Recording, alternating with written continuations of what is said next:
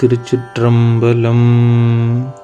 திருஞான சம்பந்தர் திரு ஆலவாய் திருத்தலத்திலே அருளிய திருநீற்று திருப்பதிகத்தினுடைய இரண்டாவது திருப்பாடல் மற்றும் விளக்கம்.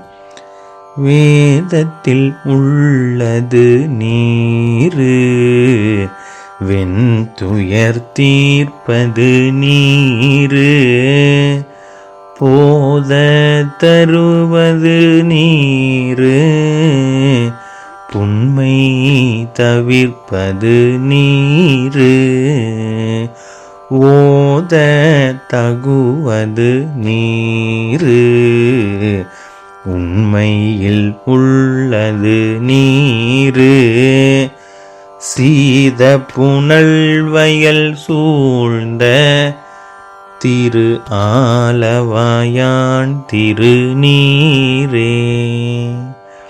வேதத்தில் உள்ளது நீர். ரிக், எஜுர், சாமம், அதர்வனம் என்று சொல்லக்கூடிய 4 வேதங்களிலும் புகழப்படுவது எம்பெருமானுடைய திருநீரு. வெண் துயர் தீர்ப்பது நீரு. நமக்கு வருகின்ற துயர்கள், உலகத்தில் உள்ள அத்தனை துயர்களையும் தீர்க்கக்கூடியது திரு ஆலவா எம்பெருமானுடைய திருநீரு. போதம் தருவது நீரு. நமக்கு நல்ல ஞானத்தை தரக்கூடியதும் திருநீரு. புண்மை தவிர்ப்பது நீரு. நம்முடைய குறைகளையெல்லாம் தீர்ப்பது திருநீரு. போற்றி புகழத் தகுந்தது நீரு.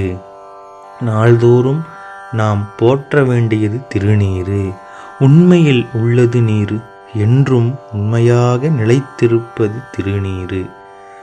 நமக்கு எல்லாவிதமான சொத்து பத்துகள் எல்லாம் சென்று விட்டாலும் நாம் இறுதியில் நாம் திருநீர் என்று சொல்லக்கூடிய சாம்பலாகத்தான் மாறுவோம். அதனால் உண்மையில் உள்ளது நீரு. உண்மையில் நிலைத்து இருப்பதே திருநீருதான்.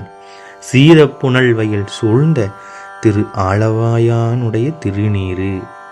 திரு ஆலவாய் நகரம் குளிர்ந்த நீர் வளம் மிக்க வயல்களால் சூழப்பட்ட திரு ஆலவாய் என்று சொல்லக்கூடிய கூடல் நகரனுடைய திருநீரு. அதுதான் திரு ஆலவாய் எம்பெருமானுடைய திருநீற்றை நாள்தோறும் போற்றி புகழ்ந்து நெத்தியில் இட்டு அவனுடைய புகழை பாட வேண்டும். திருச்சிற்றம்பலம்.